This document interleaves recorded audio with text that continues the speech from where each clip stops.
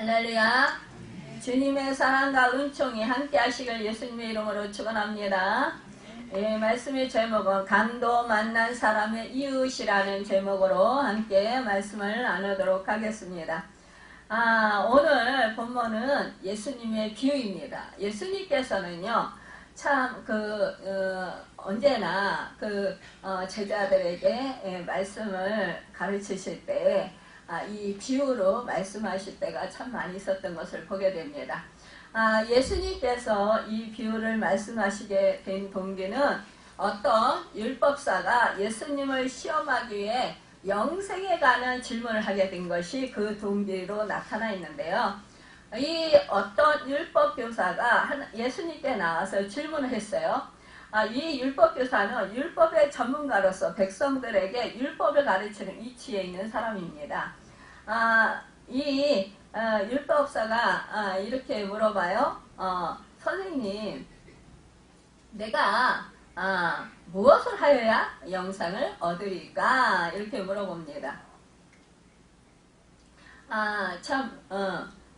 이 율법사는 이 예수님에 대해서 순수하지 못한 그런 마음을 가지고 있었어요. 오늘 본문 말씀을 보면은요, 율법 교사가 예수님을 시험하여 이르되 이렇게 말씀하고 있습니다. 그러니까 이 율법사가 이 질문한 것은, 영생에 대해서 질문한 것은 이 예수님에 대해서 시험을 하고 싶었던 거예요. 참 이 동기가 예수님을 시험하고 싶었다. 아주 불순한 의도를 가지고 있었다라는 거죠. 그쵸? 그 예수님을 테스트해서 시험에 빠지게 해서 아주 골탕 먹이고 싶었다 이거예요. 그러니까 참 이 율법교사가 이 마음에 아주 불순한 동기를 가진 거죠. 그러니까 예수님에 대해서 평소에 별로 좋지 않게 생각한 거예요. 그쵸? 우리가 누군가를 좋게 생각을 하면 또 내가 그 사람한테서 무엇인가 배우고 싶고 본받고 싶다면 어때요? 좋은 마음으로, 좋은 의도로 내 마음 동기가 아주 그 사람을 좋아하고 흠모하는 마음, 그런 마음이 있게 된다라는 거예요. 근데 지금 뭐예요? 아주 시기하고 질투하고 아주 그냥 시험에서 아주 이 사람을 골탕 먹이고 아주 곤란에 빠지게 만들겠다 이거예요. 망신을 시키겠다. 그러니까 얼마나 나쁜 마음이에요. 그쵸? 우리는 그러니까 어떠한 상황 속에서도 이러한 율법교사와 같은 사람들이 되지 마시다. 그런데 이 사람은요, 참 그 마음에요, 자기를 옳게 보이려고 그랬다 그랬어요. 29절을 보면 참 이 율법교사가 뭐예요? 율법에 능한 사람이에요. 가르치는 사람이에요. 그쵸? 그러면 어떻게 나는 의로와, 나는 율법을 잘 지키는 사람이야, 나는 그래서 율법교사야, 선생이야. 그러니까 나는 남들보다 신앙생활을 내가 너무 잘해. 하나님을 잘 믿고 율법을 잘 지키고 나는 흠이 없어. 왜요? 자기 의가 가득하고 이 사람은 아주 자기는 옳은 행실을 했다고 자부하는 사람이에요. 또한 사람들로 이 사람을 굉장히 존경을 해요. 그리고 너무너무 이 사람을 흠모해요. 정말 나도 저렇게 율법에 능한 사람이 됐으면 참 좋겠다. 야, 저 사람은 어떻게 저렇게 유식하냐. 그러니까 이 사람은 내가 남들보다 참 유식하고 똑똑해. 그리고 남보다 내가 신앙생활을 잘해. 이렇게 착각하고 살아간다라는 거예요. 그에게는 영적인 교만이 있었습니다. 우월감이 있었어요. 자기 자신에 대한. 그러니까 이것이야말로 교만증에서 영적인 교만이 정말로 위험한 것인데 이 사람은 위험한 지경에 처해 있음에도 불구하고 자기의 그 현주소를 알지 못했다라는 거예요. 깨닫지 못했다라는 거예요. 그러니까 우리도 이러한 율법교사와 같은, 그러니까 뭐예요, 모태신앙이고 신앙의 연주가 오래되고 오랫동안 신앙생활하면서 정말 주일날 주일도 잘 지키고 또 우리가 예배도 열심히 드리고 기도도 열심히 하고 말씀도 많이 읽고 말씀을 많이 암송하고 막 그런다 이거예요. 열심히 우리가 신앙생활 한다. 그러면서 왜 그렇게 못하는 사람들에게 우리가 못마땅해가지고 책망하고 또 저 사람 왜 저래 이러면서 좀 못마땅하게 그렇게 생각을 한다는 거예요. 또한 어떤 때는 막 우리가 또 사랑한다라는 빌미로 또 막 이제 우리 자녀들에게도 막 강권하잖아요, 그렇죠? 그러면서 왜 성경 말씀 안 읽냐, 왜 기도 안 하냐, 왜 그 예배를 잘 드리지 못하느냐, 막 이러면서 책망하잖아요. 그런데 나는 정말로 잘하고 있나? 하나님 앞에서. 여러분. 우리는 내 자신을 늘 남에게 뭐라고 하기보다도 여러분 가르치는 자라면 좀 더 우리가 내 자신이 정말로 하나님 앞에서 잘못된 것이 없는지, 내가 착각하고 있는 것은 없는지, 이것을 우리는 늘 질문해야 된다는 거예요. 근데 그것을 질문하지 않고 나는 잘하고 있어. 이렇게 생각을 한다는 거죠. 그러니까 이 영생에 관한 질문을 하는 이 율법교사에게 예수님께서 율법의 그러한 문제에 대해 무엇이라 기록되어 있느냐 이렇게 뒤물었습니다. 그러니까 이 사람이 뭐라고 합니까? 이 율법교사가 대답하기를 내 마음을 다하고 목숨을 다하고 힘을 다하여 그 뜻을 다하여 주 너희 하나님을 사랑하고 내 이웃을 내 몸과 같이 사랑하라 하였나이다. 이렇게 이 말을 해요. 그러니까 이 율법교사는 율법의 근본 정신인 하나님 사랑, 이웃 사랑을 말했다라는 거예요. 그러니까 우리 예수님께서 말하는 내 대답이 옳도다. 이를 행하라. 그러면 살리라. 이렇게 말씀해요. 예수님께서. 그러면서 예수님께서 너도 가서 그렇게 하라고 말씀하십니다. 여러분, 이 율법교사는 자기의 의를 자랑하고 자기를 옳게 보이려고 또 질문하기를 그러면 내 이웃이 누구입니까? 이렇게 물었어요. 그러니까 예수님은 그에게 그 답변으로 선한 사마리아인의 비유로 말씀을 하셨습니다. 교회에서 일반적으로 알려진 그 영생의 문제는 예수님을 구주로 믿고 고백하고 이제 마음으로 믿어 입으로 시인하면 세례를 받으면 된다라는 거예요. 그런데 이 비유에서 그러한 영생의 문제를 이웃사랑과 관련을 짓고 있습니다. 하나님 사랑, 이웃사랑. 이 사랑은 예수를 믿은 후에 나타나는 윤리적인 문제이지 그것이 영생의 문제에 우선할 수 없다라는 것이 교회의 일반적인 인식입니다. 그러나 이제 영생 자체가 하나님과의 화해이고 동시에 자기 자신과도 화해라는 거죠. 그러니까 이웃과 화해라는 사실을 감안할 때 이 비유가 영생의 문제에 그 근거를 두고 있다는 데 대해서 아무런 모순이 없습니다. 그러니까 영생의 문제는 내세적인 문제가 아니고 현실에서 일어나는 삶의 변화라고 할 때 그러한 삶의 변화가 실제적으로 어떤 것이 한다라는 데 대해서 이 비유는 말해주고 있는 거예요. 오늘 예수님께서 율법사에게 말씀하신 예와 이제 이제 비유를 말씀하신 거는 어떤 사람이 예루살렘에서 여리고로 내려가다가 강도를 만났다라는 거예요. 몽땅 털리고 옷을 벗기고 얻어맞아서 피투성이가 된 채 버려진 상태에서 선한 사마리안 한 사람을 만나서 구체된 이야기가 나오는 것입니다.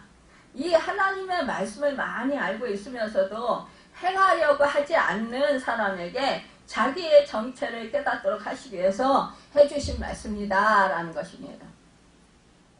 우리 주님이 이제 그 선한 사마리아인에 대해서 말씀하실 때 이렇게 말씀하셔요. 어떤 사람이 예루살렘에서 여리고를 향하여 내려가게 되었다. 그러니까 여리고는 예루살렘에서 약 35km에 떨어진 거리에 있어요. 그래서 걸어서는 한 8시간, 버스나 승용차로는 30분 정도가 소요된다고 합니다. 그러니까 이 두 곳을 연결하는 교통로는 와디 켈트라는 협착한 계곡을 따라 이제 나 있는데, 이 예루살렘이 해발 750m이기 때문에 그 고지대에 위치한 도시래요. 그러니까 높은 지대에 위치했다라는 거죠. 그런데 여리고와는 약 100m, 1000m의 고도 차이가 난대요. 그래서 계속해서 가파른 협곡을 따라서 내려가는 길이다라는 거예요. 그러니까 여리고는 지중해 수면보다도 150m 더 낮은 저지대에 있대요. 또 거기서 조금 더 내려가면 지중해 수면보다도 360m 더 낮은 사해가 있습니다. 이처럼 예루살렘에서 여리고로 가는 길은 높은 지대에서 낮은 지대로 내려가는 길이라서 골짜기로 되어 있다라는 거예요.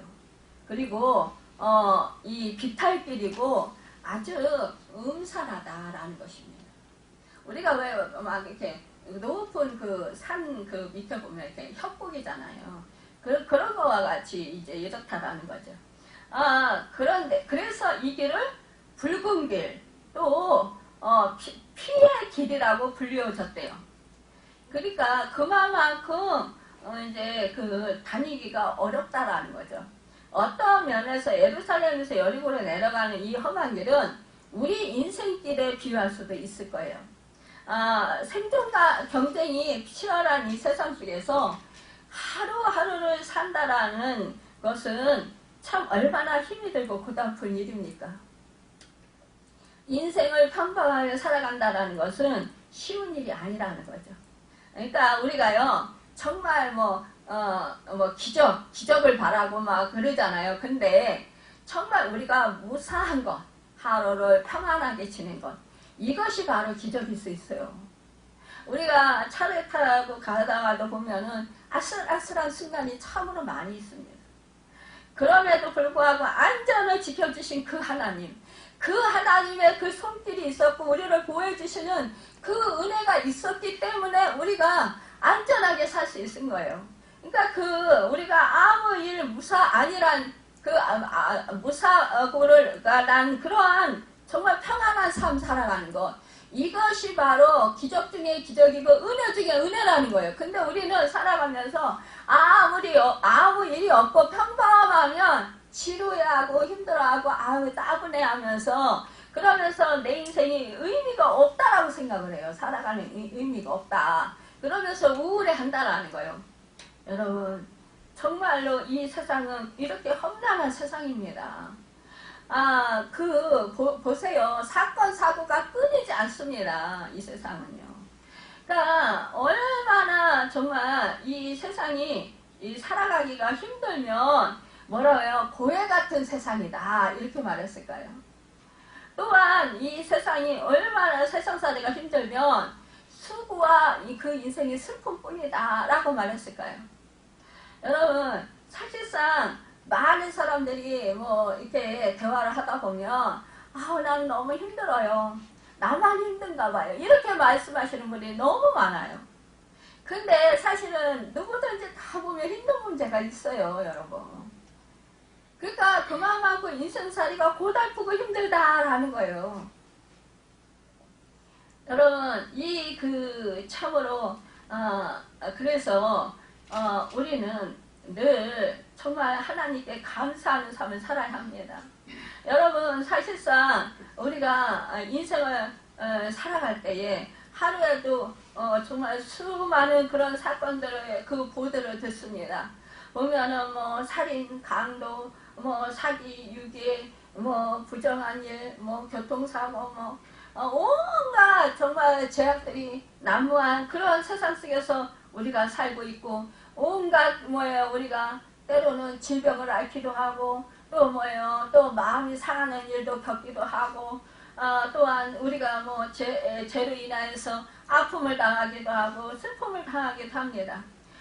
이러한 세상에서 사는 것이 정말로 어떻게 보면은 참 이 풍전도와 같은 그런 세상을 우리가 살고 있다라고 볼 수 있다라는 거예요.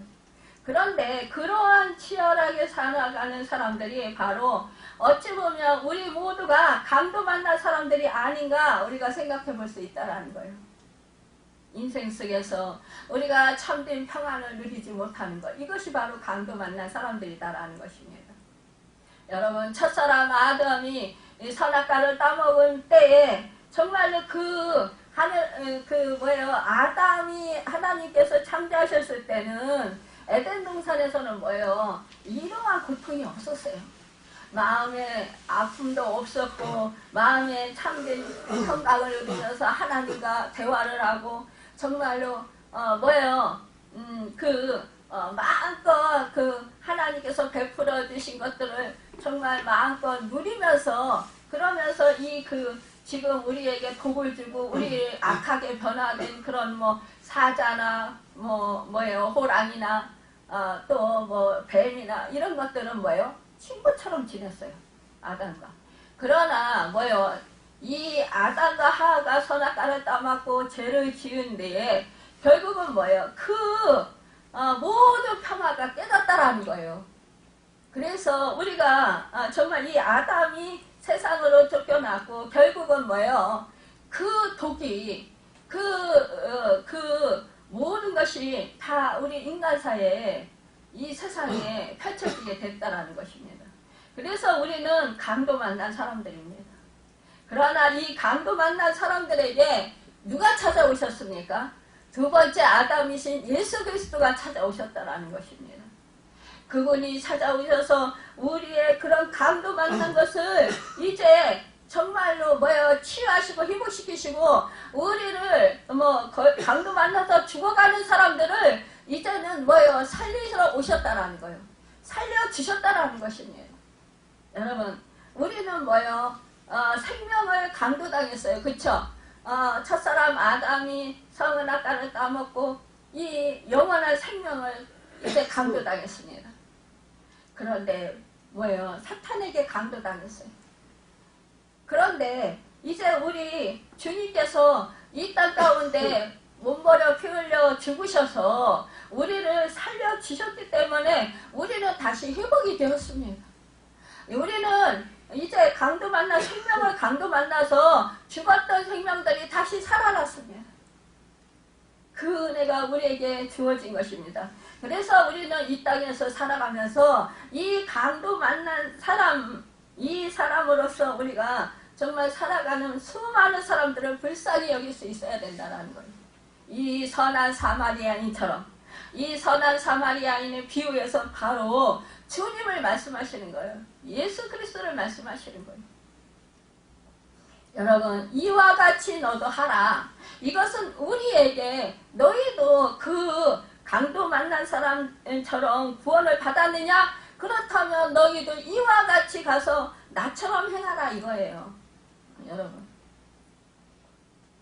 우리가 성경 속에서 보면은 인생길에서 정말 이 세상에서 치열하게 살아가는 그런 강도 만난 사람들 우리가 비유를 보면은요, 참으로 우리가 이 오늘 말씀 속에서 보면은 네 강도 만난 사람들 생각할 때에 여기서 보면은 네 사람이 나오잖아요. 그런데 여러분, 우리가 성경 속에서 이 강도 만난 사람들을 찾아보면 요한복음 3장에 나오는 니고데모를 볼 수 있어요.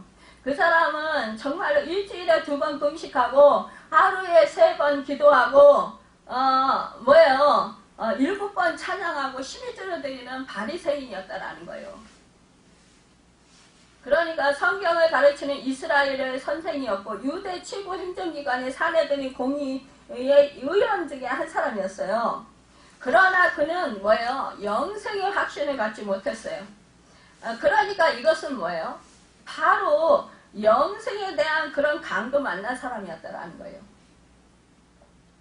여러분, 이 율법사가 지금 율법을 자기는 잘 지켰다, 하나님 사랑, 이웃 사랑을 실천했다 하지만 여러분 자기 자신에 대해서 잘 모르는 거 있는 거예요. 뭐냐? 정말로 이 사람이 주 예수 그리스도를 여러분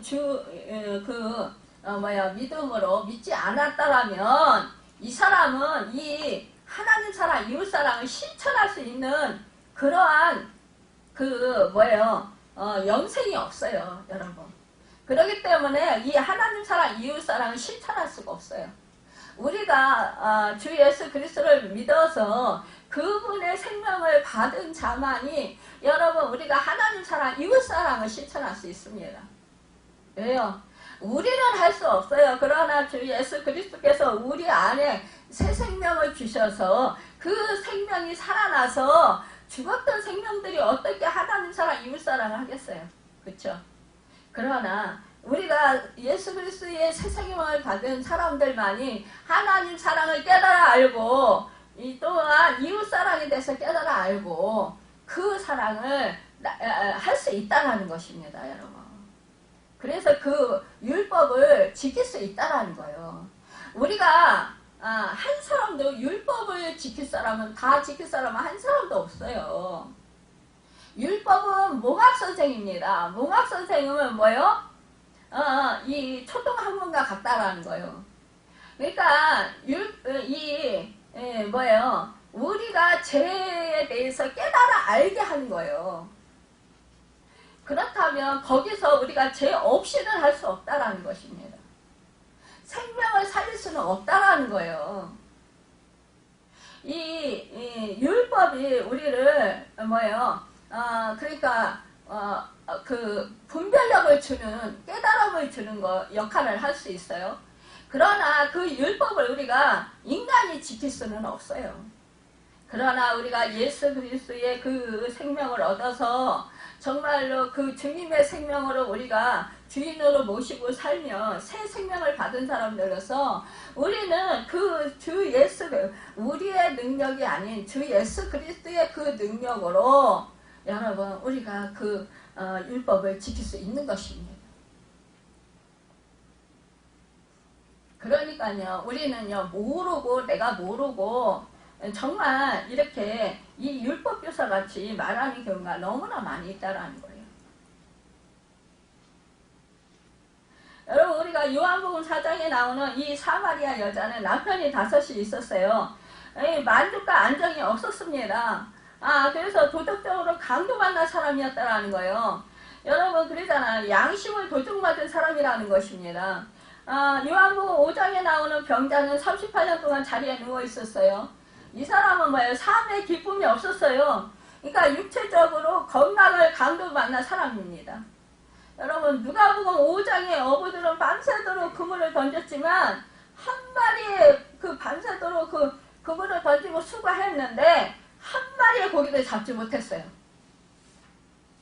그러니까 사업에 실패한 거예요. 그러니까 물질적으로 강도 만난 사람들이었어요. 여러분, 그러나 어떻게 했습니까? 이들에게 주님이 찾아오셔서 주님이 깊은 데로 가서 그물을 던져라 이렇게 말씀하셨어요. 그러니까 이들이 깊은 곳에는 그 어부의 삶을 살았지만 어려서부터 부모도 어부이고 그들도 어부의 그런 삶을 살았지만 깊은 곳에는 고기가 없다라는 거예요. 그런데 자기들의 그 생각과 자기들의 그 경험에 의하면 깊은 곳에는 고기가 없는데 우리 예수님은 깊은 곳으로 가서 그물을 던져라 이렇게 말씀하시는 거예요. 여러분, 우리가 정말로 내가 살아온 방식과 내가 경험한 것들, 이런 것들을 생각하면서 우리가 믿음 생활할 때가 얼마나 많이 있습니까? 그런데 그때는 결국은 실패할 때가 많이 있다라는 거예요. 이렇게 내 경험, 내 지식, 내가 그 생각한 거, 내가 뭐 경험한 걸 가지고 내가 정말로 살아보려고 그렇게 해보지만 그러나 여지없이 실패한다는 거예요. 그런데 우리 주님이 오시면은요, 내 방법이 아니에요. 내 지식이 아니에요. 내가 경험한 것이 아니에요. 내가 전혀 경험하지 못한 거, 내가 깨닫지도 못했고 알지도 못한 방법으로 이 주님을 하라고 하시는 거예요. 그럴 때 우리는 의심해요. 아, 이런 건 아니는데? 우리가 예전에 내가 경험해봤을 때 이건 아니었는데? 이렇게 하면 망하는데? 그런데 예수님은 하라는 거예요. 그럴 때 우리는 그 말씀에 내가 생각하는 방법이 아니고 내가 경험한 방법이 아닐지라도 이 세상에서 살아가는 방법이 아닐지라도 우리 주님의 말씀에 순종해서 행했을 때 그때 성공하게 된다는 거예요. 그래서 이 예수님의 제자들도 이렇게 사업에 실패했습니다. 그러나 주님의 말씀에 의지해서 베드로가 그 깊은 곳으로 배를 저어가서 그물을 내렸을 때 어떻게 해요? 2배에 차고 넘치는 그러한 풍어를 낳게 되었다라는 것입니다. 여러분. 우리는 이렇게요. 그래서 정말로 강도 만난 사람들이라는 거예요. 누가복음 16장의 어리석은 부자는 사업에 성공한 사람입니다. 이 사람은 돈에도 명석해요. 세상적으로 부족함이 없는 행복한 사람이었습니다. 그래서 내 영혼아 먹고 마시다 창고를 더 짓자 막 이러면서 자취한 사람이에요. 자색 옷을 입고. 그러나 그 영혼은 지옥의 음부에서 목말라하며 불꽃 가운데 고통을 당하게 되었다라는 거예요, 여러분.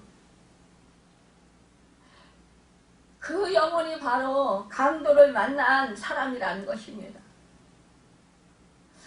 여러분 가운데 이 말씀을 들으면서 나는 어떠한 것을 강도 만났나?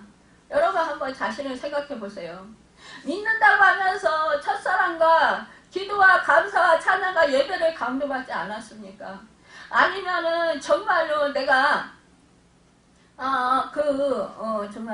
생각할 때 주님과의 관계에 있어서 강도를 만나지 않았습니까? 여러분, 내가 말씀에 불순종해서 강도 만나지 않았습니까? 내가 어떠한 죄를 지어서 강도 만나지 않았습니까? 여러분, 내가 정말로 주님의 사랑에 감사해서 감격해서 너무나 그 은혜를 어떻게 갚을 길이 없어서 그래서 정말 내 마음이 정말 뜨겁고 또 정말 주님의 사랑이 너무너무 벅차서 내가 정말 주님을 위해서 무엇을 할 수 있을까? 무엇이라도 해드릴까? 그러면서 그 봉사하고 교회에서 봉사하고 정말로 한 영혼 한 영혼에게 복음을 전하고 그 사람 한 영혼 한 영혼을 위해서 여러분 안타깝게 여기면서 불쌍히 여기면서 그 영혼을 위해서 간절히 부르짖고 통곡하며 울면서 기도한 거 이런 거 여러분 도둑맞지 않았습니까? 지금 내 마음이 주님을 만나서 뜨거웠고 정말 그 감격하고 너무너무 하늘나라를 이루는 것 같고 기쁨이 차고 넘쳤는데 그 감격을 잃어버리지 않았습니다. 이것이 바로 강도 만난 도둑질 당한 사람들이라는 것입니다. 여러분 그러면 왜 강도를 만납니까? 예루살렘으로 내려갈 때 강도를 만납니다. 당시 여러 교회는 오아시스라는 향품이 있었는데 이 향품을 사가지고 예루살렘 부자들에게 팔며 많은 돈을 버는 장사꾼들이 있었다고 해요. 그들은 욕심에 이끌려서 강도 만날지도 모른다라는 그런 것을 알면서도 여리고에 내려가다가 봉변을 당한 있는 사람들이 있었다라는 거예요. 또 아니요, 예루살렘 성전과 예루살렘 성전에 집례하는 그런 제사장과 레위인들 이런 사람들이 있었어요. 근데 이런 사람들 중에 여러분 사실상 이 성전에서 매매하는 사람 그런 사람들과 결탁해가지고 돈을 받잖아요. 그러면 그거를 일반 사람들이 몰랐을까요? 알았을 거예요. 그러니까 이 강도도 알았을 거예요. 그러니까 그 사람들이 옛날에는 은행이 막 있는 게 아니잖아요. 그러니까 주머니에다 넣어가지고 그 제사장이나 레위인들 중에 그런 성전에서 봉사하는 그런 사람들 중에 집이 여리고에 있는 사람들이 있었다라는 거예요. 그럼 예루살렘 성전에 예배드리러 가고 오고 하면서 예루살렘 성전에서 갔다가 장사꾼들한테 돈을 받아가지고 여리고 있는 집으로 가져갈 때 강도를 만나는 경우도 있었다라는 거예요. 여러분, 예루살렘은 성전과 예배가 있는 곳입니다. 기도와 말씀이 있고 성도와 여러분 만남이 있는 곳입니다. 성도가 세상과 욕심과 쾌락에 이끌려 교회와 예배와 기도와 말씀과 성도의 교제에서 떨어질 때 강도를 만나게 된다는 거예요. 요즘 코로나로 인해서 예배를 드려보니까 너무너무 편해요. 처음에 어색하고 그러다가. 그러니까 결국 많은 사람들이 지금 이렇게 예배당으로 나오지 못하고 그냥 영상으로 계속해서 예배드리는 사람들이 있어요. 근데 제가 예전에 해보니까 그렇더라고요. 확실히 은혜가 덜 돼요. 그리고 또 참되게 예배하기 힘들어요. 무슨 일 있으면 왔다 갔다 하고 그냥 산만해요. 예배에 집중하게 되질 않아요, 여러분. 그래서 하나님과의 관계가 친밀해질 수가 없습니다. 하나님이 기뻐 받으시는 예배가 될 수 없다라는 것입니다. 그러니까 하나님과 교제에서 떨어지게 된다라는 거예요. 그러면 강도 만난 사람이 된다라는 거예요, 여러분.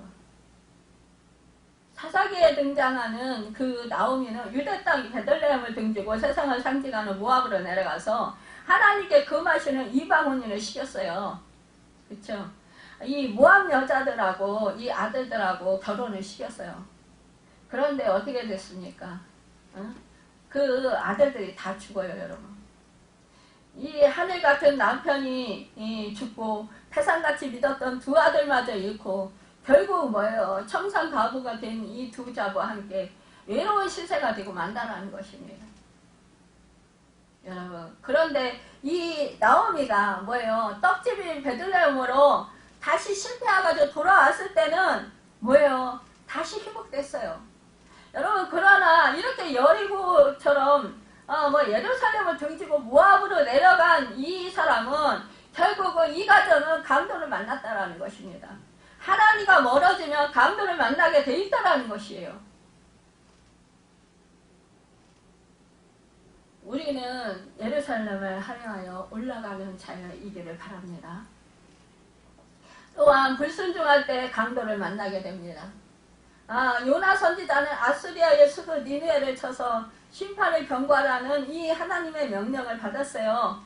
그러나 이 요나는 만약에 니느웨에서 사람들에게 하나님의 말씀을 전하여 주며 회개할 것이고 하나님은 심판을 거두실 것이고 그렇게 되면 당시 이스라엘을 다스리던 아수르가 망하지 않을 것을 계산해서 하나님의 말씀에 불순종했습니다. 우리가 잘 알잖아요. 다시스를 가는 배를 타고 가다가 바다 한복판에서 풍랑을 만났습니다. 여러분, 배에 모든 짐을 던지는 가운데 제비를 뽑았더니 어떻게 했었어요? 요나가 뽑혔어요. 그래서 배를 당장에도 삼켜버렸던 성난 파도가 멈추지 않았는데 이제 요나를 바다에 던지자 큰 풍랑이 일던 바다가 잔잔해진 거예요, 여러분. 요나는 하나님께서 예비하신 큰 물고기 뱃속에서 3일 밤낮을 보내면서 회개할 때 구원받았습니다. 여러분. 결국은요, 우리는요, 불순종하는 자리에 있나, 불순종할 때에 여러분, 우리는 도둑질을 당한다라는 거예요. 그러니까 성경은 도적이 오는 것은 도적질하고 죽이고 멸망시키는 것뿐이요, 내가 온 것은 양으로 생명을 얻게 하고 더 풍성히 얻게 하려는 것이다 라고 말씀하는 거예요. 여러분, 우리는요, 내가 도둑질을 당하는지 몰라요. 강도를 당하는지 몰라요. 그러면서 우리는 여러분 신앙생활 하는 거예요. 근데 결국은 우리가 이렇게 불순종할 때 강도를 만나다는 거예요. 왜? 하나님이 우리를 보호해 주시지 아니하시면, 하나님이 내 편이 되어 주시지 아니하시면 우리는 강도 당할 수밖에 없어요. 그런데 강도 만난 사람이 어떻게 구원되었습니까? 거기 이르렀다 이랬어요. 이 사람이 구출되기 위해서는 사마리아 사람이 거기 이르지 아니하면 안 되었다라는 거예요. 하나님은 인류를 구원하기 위해서 강도 만난 사람의 현장에 찾아오셨어요. 그러니까 자식을 잃었다면 그 자식을 찾지 않을 부모가 어디 있느냐는 거죠. 여러분, 이 주님은 지옥의 음부에까지 찾아오셨습니다. 성경은 말씀이 육신이 되어 우리 가운데 거하심에 이렇게 말씀했어요. 여러분, 우리 주님이 우리 그 강도 만나서 영혼이 다 죽어있는 우리 이 모든 인류의 영혼들을 살리려 이 땅 가운데 몸버려 피 흘려 우리를 살리려고 오셨다라는 것입니다. 여러분, 또한 그를 불쌍히 여겼다라는 거예요.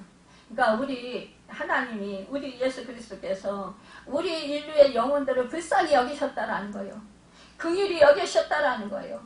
그러기 때문에 뭐예요? 우리가 정말 주 예수 그리스도께서 이 땅 가운데 오셔서 우리를 후원해 주시는 은혜를 베풀어 주셨다는 거예요. 아들을 내어주기까지, 이 땅에 보내시기까지, 또한 주님은 그 높은 보좌를 버리시고 이 땅 가운데 내려오시기까지, 그래서 몸버려 피 흘려 죽으시기까지 그렇게 불쌍히 여기시고 긍휼히 여겨주셨다는 것입니다. 여러분, 정말로 우리 하나님이 이렇게 말씀하십니다. 이사야 49장 15절에 보면, 여인이 어찌 그 젖먹는 자식을 잊겠으며 자기 태에서 난 아들을 긍휼히 여기지 않겠느냐. 그들은 혹시 잊을지라도 나는 너를 잊지 아니할 것이라. 우리 하나님은 잊지 않는다라는 거예요. 그래서 아들 독생자를 아낌없이 우리를 살리려 보내주시고 십자가에서 죽게 하셨다라는 것입니다. 여러분, 또한 그의 상처를 싸매고 기름과 포도주를 부었다라는 거예요. 이 포도주는 주님의 보혈을 말해요. 기름은 고아와 같은 우리를 위하여 찾아오신 보혜사 성령님을 말합니다. 그리고 상처를 설명해주는 모습으로 우리를 대신해서 상처받으신 그리스도의 은혜를 나타내고 있다라는 것을 말씀하고 있어요. 여러분, 우리 주님이 오셔서 뭐라 했어요? 이사야서 53장 5절에 이사야 선지자로 말합니다. 그가 찔림은 우리의 허물을 인하며 그가 상함은 우리의 죄악을 인함이라. 그가 징계를 받음으로 우리가 평화를 누리고 그가 채찍에 맞으면 우리가 나음을 입었도다. 이렇게 말씀하고 있어요. 여러분, 또한 보면은 이 선한 사마리 어떻게 했습니까? 짐승에 태워 주막으로 데려다 그를 돌보아 주었다라는 거예요. 주막은 하나님의 교회입니다. 여러분, 하나님은 히브리 사람들을 애굽에서 인도해내실 때 독수리 날개로 너희를 업어 내게로 인도하였다라는 말씀을 너희가 보았느냐? 출애굽기 19장 4절을 말씀했어요. 그러니까 하나님은 강도 만났던 우리 모두를 이 모양 저 모양으로 교회로 인도하셔서 천국 갈 때까지 돌보게 하여 주신다라는 것입니다. 여러분, 또한 이 선한 사마리아는 주막 주인에게 은전 두 잎을 주면서 돌아올 때까지 돌보아 주라 부탁했어요. 은전 두 잎은 신구약 성경 혹은 하나님의 말씀과 성령의 충만함을 의미하고 내가 돌아온다 한다라는 것은 예수 그리스도의 재림을 말씀하시는 거예요. 그러니까 우리가 영적으로 해석할 수 있다라는 것입니다. 여러분, 하늘로 올라오신 이 예수는 하늘로 가심을 본 그대로 오시리라. 사도행전 1장 11절에 말씀하고 있습니다. 여러분 오늘 우리 교회가 이런 모습이 되어가고 있지 않습니까? 참으로 있어야 할 생명의 말씀과 성령의 기름 부음과 사랑은 사라지고 여러분 우리가 정말로 그 프로그램과 물량주의 가족주의 대체로 그런 거로 대체되고 있는 건 아닌지 우리가 생각해 보아야 한다는 것입니다. 이제 우리는 정말로 이제 더욱더 뭐예요? 우리가 정말 주님의 바라보면서 우리가 강도 만난 사람들에서 해방되어 드리겠습니다. 여러분 두 번째 사람 제사장을 볼 수 있습니다. 그들은 그 당시 종교 지도자에 위치해 있던 사람들이었어요. 이들은 학식이 있는 자들이었고 또 성인이었고 또 도덕가였고 사회의 지도층이 있는 사람들이었습니다. 자기 직무에 충실한 사람들이고 사회에서 인정을 받는 그런 사람들입니다. 그러나 그들은 강도 만난 사람을 피해 지나갔어요. 그 이유는 아마도 하나님께 제사를 드리기 위해서 종교적인 의무를 집행하기 위해서 바쁜 길을 가고 있었기 때문일 것입니다.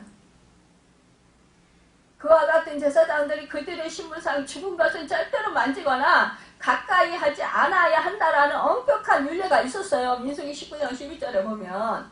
그러니까 그러한 종교적 형식주의 때문에 이 강도 만난 피투성이에 되어 거의 거반 죽게 된 이 사람을 보고 아무런 가책이나 동정심 없이 그냥 지나갔을지도 모른다는 것. 또한 자신에게 닥쳐올지도 모르는 위험 때문에 강도 만날지도 모른다라는 그 위험 때문에 위기의식을 느끼고 부랴부랴 정말 그 여리고에서 그렇게 내려갔는지도 모르겠습니다. 부랴부랴 그 골목을 빠져나가려고 그랬었는지도 모르겠어요. 그래서 또 어떻게 보면 또 귀찮아서 이 사람을 돌보다 보면 시간도 지체되고 여러 가지 힘도 들고 그렇잖아요. 또 자기가 누명쓸지도 모르고 그러니까 이 사람이 그랬는지도 모른다라는. 그러나 그들은 당연히 해야 할 의무와 책임으로부터 도피해버리고 말았다라는 것입니다. 여러분 세 번째 레인이에요. 이 본래 레인과 제사장은 같은 일을 합니다.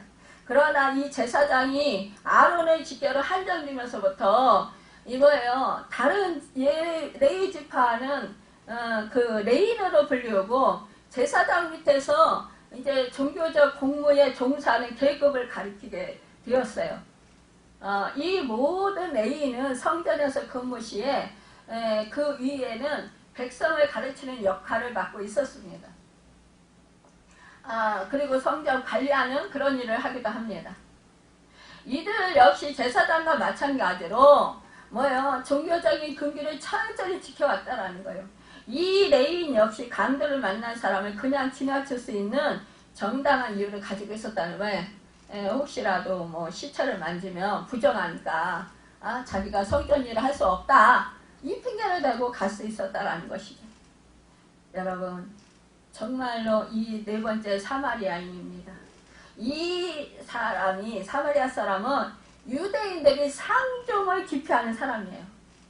사마리아인과 유대인 간의 적대적 관계는 무려 450년간이나 지속되었어요. 이제 이 본래 이 사마리아는 북왕국의 수도였습니다. 그러다가 강대국 아시리아의 이 그 북왕국이 멸망당하면서 이 사마리아도 자연히 함락되었어요. 이 아시리아는 이 사마리아를 함락하고 그곳 주민들, 특히 남자들을 많이 소개시키고 그 대신 이방인을 그 수만큼 채웠어요. 그러니까 거기서 이 그 유대인과 이방인의 피가 섞이게 되었다라니까 국제결혼이 이루어진 거예요. 근데 우리 하나님은 뭐예요? 하나님의 백성들끼리만 결혼하라고 했잖아. 이방인들과 결혼하지 말라고 했잖아. 통혼하지 말라고 했잖아요. 그러니까 거기서 그들은 뜻하지 않게 원하지 않았지만 그러나 혈통의 순수성을 상실하게 되었다라는 거예요. 이러한 일은 남유다 백성들에게는 하나님의 말씀이에요. 통혼하지 말라고 했어. 근데 너희는 통혼해서 너희는 혈통을 더럽혔어. 그러니까 너희는 이방인들이야. 그래서 이방인을 개취급을 했는데 개취급을 했다라는 거예요. 자기들의 그 혈통으로 생각하지 않았다라는 거예요. 같은 하나님 백성으로 생각하지 않았다라는 것입니다. 그래서 멸시천대했어요. 그런데 여러분, 남한국도 결국 멸망하고 그 주민들의 많은 수가 바벨론 포로로 잡혀갔지만 그들은요, 그들의 민족적 혈통과 종교적 신앙을 끝까지 고수했어요. 그래서 그들이 주전 440년 에스라와 느헤미야의 인도로 예루살렘으로 복귀해서 무너진 도시와 성전을 재건할 때 이 북한국 사람들도 참여하기를 원했지만 그러나 그들은 거절했어요. 그 이유는 그들이 혈통의 순수성을 잃어버렸기 때문이다. 그러니까 너희는 우리와 함께할 수 없다 이거예요. 이러한 배경을 가진 사마리아 사람들이 강도 만난 사람들이 이웃이 되었다라는 거예요. 여러분, 이 율법사에 입에서 그러니까 내 이웃이 누구입니까? 라는 질문이 나온 것은 바로 이 너무나 당연한 일이다라는 거예요. 왜냐하면 그들에게 이웃의 개념은 매우 제한되어 있었기 때문이에요. 그들에게 이웃은 강도를 만난 사람이 비록 유대인이라 해도 그날이 안식일이든가 아니면 그들의 신분이 종교적 임무를 수행하는 제사장 또는 레인의 경우 강도 만난 사람을 도울 수 없는 이유를 가지고 있었다는 거예요. 예수님께서 내 이웃이 누구니까? 라는 이 율법사의 질문에 그래서 이 비유를 사용하신 것이라는 것입니다. 많은 종교적 편견에 사로잡혀 있는 그들에게 진정한 의미에서 이웃이 누구인가를 말해주려는 것이에요. 이 비유에서 예수님이 말씀하시는 우리의 이웃은 종족과 종교의 단어를 초월해서 어디에서나 우리의 도움이 필요한 사람은 우리의 이웃이 될 수 있다는 것을 말씀하고 있는 거예요. 여러분. 그래서 우리 주님은 어떻게 했어요? 우리 주님은요, 사람들이 정말 멸시천대하는 이러한 사마리아 여인이나 아니면은 정말 창녀나 아니면은 그 세리인이나 그런 사람들하고 여러분 친구했고 그 사람들하고 여러분 사이좋게 지내셨어요. 우리 주님이. 그러니까요. 우리의 생각은 뭐예요? 아이 그런 사람이 정말 싫어. 막 놀기도 싫어. 우리는 그런다라는 거예요. 근데 우리 주님은 그리 하시지 않았다라는 거예요. 사람들이 멸시천대하고 사람들이 정말 무시하는 그런 사람들에게 우리 주님은 오히려 찾아가셨고 함께 하셨다는 거예요. 여러분, 정말로 이 어떤 사마리아 이인의 그 모습, 정말로 불쌍히 여기는 그 모습. 여러분, 이 사마리아에 보면은요, 사마리아는 유대인과 이방에서 태어난 혼혈 민족으로서 유대인들의 멸시와 천대를 받아오는 사람들이었잖아요. 이 계침을 받으면 인간 이하의 대접을 받으며 살아왔다는 거예요. 그러니까 그 마음의 고통과 아픔이 얼마나 많았습니까? 그쵸? 무시당하고 멸시당하고. 그러니까요, 마음의 상처를 많이 받았을 거예요. 그러니까 다른 사람들을 생각해보게 된다는 거예요. 여러분, 우리가 자기가 아픔을 당하고 고통을 당한 사람은 다른 사람들의 처지를 생각하게 돼요. 그런데 여러분, 자기들을 그렇게 멸시천대하는 사람이 이렇게 길가에 쓰러져 죽어가고 있었습니다. 강도 만나서.